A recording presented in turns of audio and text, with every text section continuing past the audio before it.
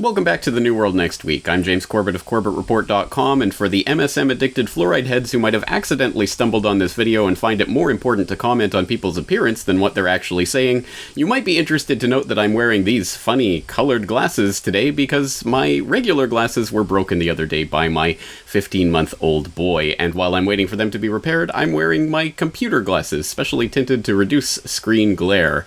So now with that utterly trivial and meaningless piece of information out of the way, let's turn to world historical events. James Evan Pilato of MediaMonarchy.com.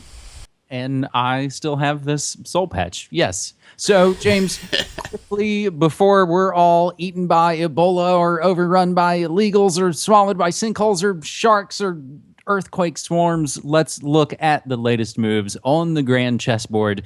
And our first segment this week will just be a quick kind of bullet point rundown of all of the catastrophic things going on around the world. The latest for you, Obama announces expanded sanctions against Russia as the EU aligns.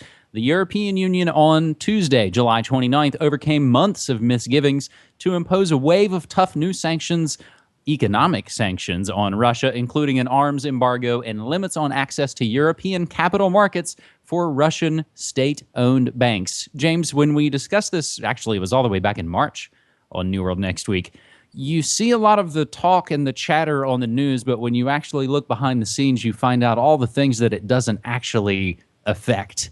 And a lot of this is just for the public to go, oh yeah, we're getting tough on them Ruskies. James? Yes, that's true, but I see there's a definite increase in what's happening right now, and it seems to be snowballing. In fact, just this week, we've already had word that the U.S. is now considering sending more military intelligence aid to the Ukraine.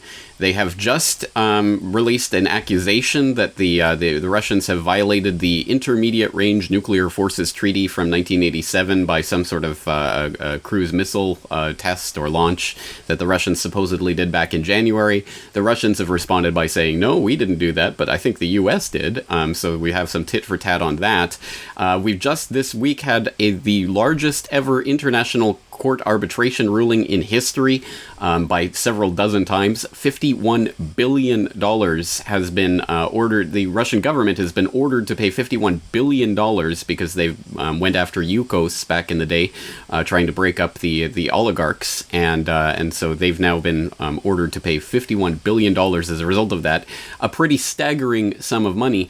And perhaps the most worrying part of all of it is that a source close to Putin was quoted in the Financial Times saying, you know, the $51 billion, there's a war coming in Europe. Do you really think this matters? So every single day there's more and more worrying signs coming out that this really is escalating quickly.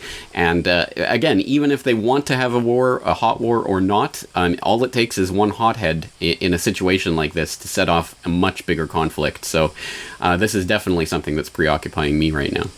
And just earlier today, July 30th, as I come to you still here in the States, and this maybe gets more to the heart of it, from Reuters, Ukraine economy shrinks faster as conflict takes its toll. And James, as we have been a bit off and on with New World Next Week, a little bit summer vacation, a little bit of technical difficulties, we've had another air disaster. We've not even reported on MH17. So we will include in the show notes, and again, everything we covered on these episodes will always be included in the show notes and everything you can find at newworldnextweek.com. But a link to your article / open source investigation and thread about what really happened to MH17. So without getting super heavy into that, I found just even going down through the points and seeing the members' comments and things helped me look at it in different ways that I maybe hadn't yet. Yes, absolutely. And for people who haven't seen that yet, members of CorbettReport.com can sign in and comment on the website. So we have a very active discussion thread going on right now. I think over 150 comments at this point, and a lot of people really putting a lot of work into that. So I hope people will check it out. So quickly, the remaining bullet points in our geopolitical rundown. After being warned 17 times, Israel still bombs another UN school. 20 reportedly killed this time. This earlier today, late again Tuesday night, July 29th, Israeli artillery shells slammed into a UN-run school sheltering evacuees from the Gaza conflict early Wednesday, killing at least 20, wounding dozens as they slept. Mostly, if not all, probably civilians. And this is not to be confused with the UN school that they blew up last Thursday, but we'll include a link to that as well. James, meanwhile, Libya is now, as RT is reporting, a failed, and they are also very much on fire state, as nations all around the world are abandoning their embassies in Libya. And the last note, not a shocker at all, the Pentagon lost track of more than 40% of the weapons sent to Afghanistan. James? Absolutely. Well, the Libya, I guess, mission accomplished, and Afghanistan mission accomplished. Again, I don't think these are incompetence. I think this is part of the plan.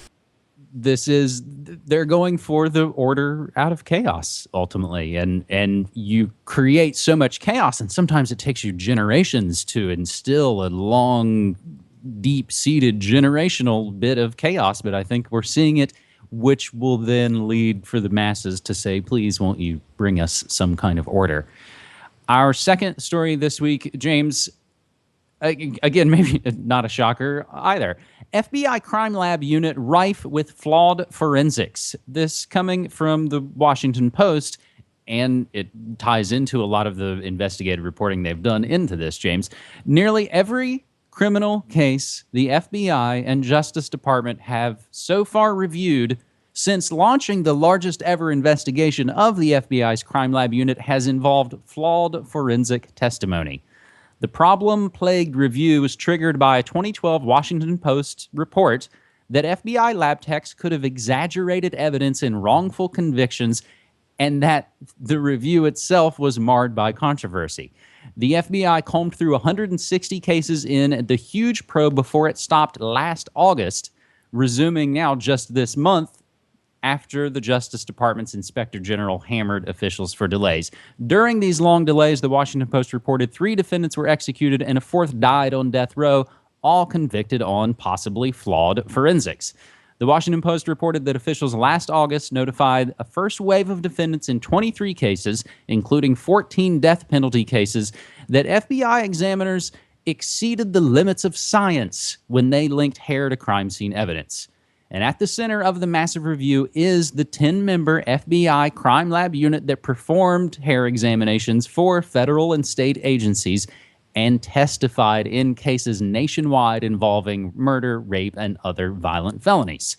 In closing, James will note the investigation aims to review 2,600 convictions and 45 death row cases from the 80s and 90s before DNA testing of hair samples became common. We'll tie into this also a recent report from Vice magazine and news, which is now kind of an amazing source of world news.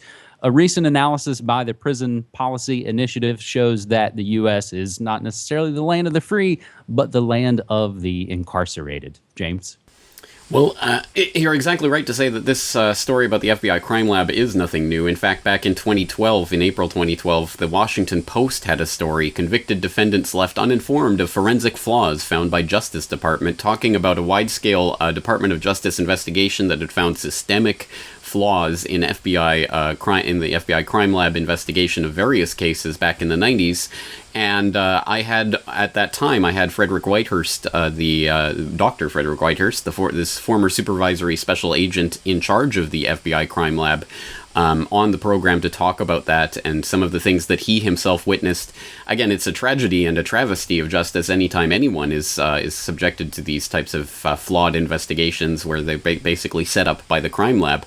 But how much more important is it when it relates to the 1993 World Trade Center bombing and the 1995 Oklahoma City bombing, as Frederick Whitehurst talked about in that interview. So we'll link it up in the show notes so that you can listen to it, including a very interesting story about how Whitehurst showed that the lab couldn't differentiate between a urea nitrate bomb and urine by actually peeing in a test tube and trying to get the crime lab to differentiate it, which they couldn't. So there you go. I mean, just absolutely systemic. Again, not incompetence. I think at a certain point it is corruption, and I think that's what Whitehurst was gesturing to with the WTC investigation, where they had in mind what they wanted to find, and they basically found it, by hook or by crook.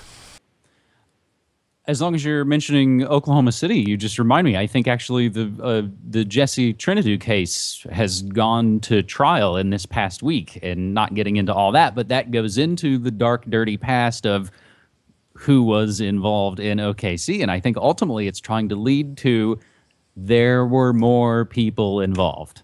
So without belaboring that, James, and again, pointing people towards the new prison policy initiative, because I think it's important to kind of point out that incarceration rates in America equal those found in dictatorships and countries recovering from civil war.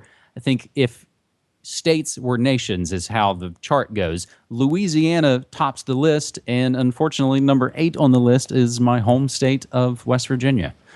But third and final segment this week, James, might count as a good news next week type of story, and this was submitted to us on Twitter by @FuturesCalling. Applebee's to ban tech one day a week? In a dining environment where cell phones have become as ubiquitous as bread baskets, one recent trademark filing stands out. Applebee's, the casual dining chain that serves more than 1 million people a day, has submitted an application for something called No Tech Tuesday. Restaurants, and I would say companies across the board, often file trademark applications before announcing programs or new items. The company declined to elaborate, but said it has no concrete plans right now for No Tech Tuesday. And the spokesman got into it saying, no, we're not going to be telling people to turn their phones off and gadgets off at the table. And the company is also not changing their plan to install 100,000 tablets on every single table at more than 800 of its restaurants by the end of the year. So basically, they applied for a patent for something called No Tech Tuesday, but then say, oh, no, we're not going to do anything at the stores. So whether or not this is just some social media thing they're working on, either way, the world kind of seized on it as Applebee's going to ban tech on No Tech Tuesday, which is funny because it would follow Cyber Monday, I guess. But perhaps more important than whether or not this happens, I think it's interesting on a lot of levels because you can see that as the public starts to move in some way, the corporations are ready to go, hey, we can capitalize on that. So even as we divide up in even more kind of phony little tribe-like groups, we can align ourselves with, well, I'm more of a No Tech Tuesday kind of Applebee's guy, and other folks can go to Chick-fil-A to support something, but I like Coke or Pepsi. James? I think you're exactly right about that. But, I mean, I guess we can be cynical about that. Oh, the corporations are just going to jump on any trend that comes along. But ultimately, again, that speaks to the power of us. If we demand it, if we want it, they will accommodate that. So it's ultimately about us and our volition. So I'm not particularly excited about Applebee's No Tech Tuesday. I mean, who cares even if that does come to fruition? It's ultimately more about the people. And it's interesting. It's an interesting cultural phenomenon, isn't it? Everyone talks about, oh, I was at a restaurant the other day and everyone had their face buried in a phone or a tablet. Everyone kind of has that complaint and talks about it, but yet it still continues to go on, and it's still going to be, I think, a very strong cultural force for the foreseeable future as we go into as we stumble into the transhumanist nightmare. So again, this has to be part of a broader cultural awakening to what is really happening and the fact that we are losing our humanity. I'm not exactly holding my breath that Applebee's is going to bring that about, but at any rate, if there was a space where that was being fostered, I think I would be more likely to give my patronage to such a space. Although I don't think I would ever go to Applebee's, but whatever. And that's the catch. I think that's ultimately what makes it stick out for me is that we're constantly railing and begging companies to do certain things for certain people, and I deserve this and that, when ultimately it's like, who cares about Walmart or Applebee's or any of those corporate, or Starbucks or what have you? Like, why are you even going to those places anyway? If we can remove it from the discussion, it to me is out of sight, out of mind. But having said that, and having qualified that as somewhat of a good news next week story, there's a couple of other good news stories we've missed recently. One from today, actually, and submitted to us by our friend at GJ Salisbury. Buffalo, Missouri residents vote to end fluoridation by a 70% margin. Meanwhile, Monsanto begins compensating West Virginia victims of dioxin exposure. Wisbro Green becomes the first village in the UK to fight off fracking. California removes the ban on Bitcoin and other alternative currencies. And lastly, Jesse Ventura just yesterday won a $1.8 million defamation case against the late Navy SEAL. So whether that's an unmitigated positive remains to be seen. But, James, we always want to mention that we want folks' story ideas as well, and they can submit them using hashtag New World Next Week on Twitter. That's exactly right. And I think let's get out and not overstay our welcome. So thank you again for these stories. Thanks so much, man. Take care. The Obama administration's lobbying effort for a military strike against the Syrian regime is about to go into hyperdrive. Days of arm twisting lie ahead on the airwaves and in the corridors of power, all aimed at convincing a skeptical Congress and the American public that action is needed. Paul Hunter is in Washington with the day's developments and a warning: some of the images in this report are disturbing. Paul? Barack Obama will make his case from the Oval Office Tuesday night, Wendy, but this weekend lawmakers who support a strike gave Americans something to think about until then. Like all the other video from that Damascus suburb that day, these pictures are sickening. Scene after scene after scene of horror, August 21st. But unlike previous videos, these have been authenticated by the CIA, and they've been released by U.S. lawmakers intent on convincing Americans of the need to strike Syria. For the unconvinced, from the White House tomorrow, Barack Obama will do 6 network TV interviews making his case. And then Tuesday night, he'll address the nation from the Oval Office. Secretary of State John Kerry in Paris for a meeting with the Arab League kept up the hard sell all weekend. Those videos make it clear to people that these are real human beings, real children, parents being affected in ways that are unacceptable to anybody, anywhere, by any standards. And that it is the United States of America that has always stood with others to say we will not allow this. But increasingly, Americans are telling their politicians to back off on Syria. Such demonstrations sprang up across the country this weekend, and on Capitol Hill, there's growing ambivalence from both parties. I haven't heard that Assad wants to use the weapons against us. I haven't heard that he wants to use the weapons against our allies, that he's moving them to terrorist organizations. So I'm asking, where is the national security issue? And once we're in, we're in. And once we hit, this is an active war. Little wars start big wars, and we have to remember that. And I think we have to be very cautious. Even Bashar al-Assad weighed in this weekend in an interview to be aired tomorrow on CBS, denying again that he gassed his own people. Meanwhile, in northern Syria, the civil war rages on. This unverified video is said to be of another government missile attack on civilians. Among them, more children. On top of all else, Wendy, there's now word Barack Obama will go to Capitol Hill Tuesday to meet personally with lawmakers on this. They're all due back here tomorrow morning after the summer break. Their votes on an attack are expected within days. Thank you, Paul. Paul Hunter in Washington tonight.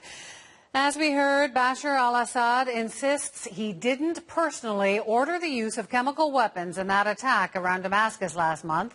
Tonight, a German newspaper suggests he may not have been directly involved. Citing German intelligence, the paper claims intercepted radio messages reveal Assad's own army commanders had been pushing him for months to use chemical weapons, but that he denied permission. The messages were reportedly picked up by a German surveillance ship off the Syrian coast. Now, university students reportedly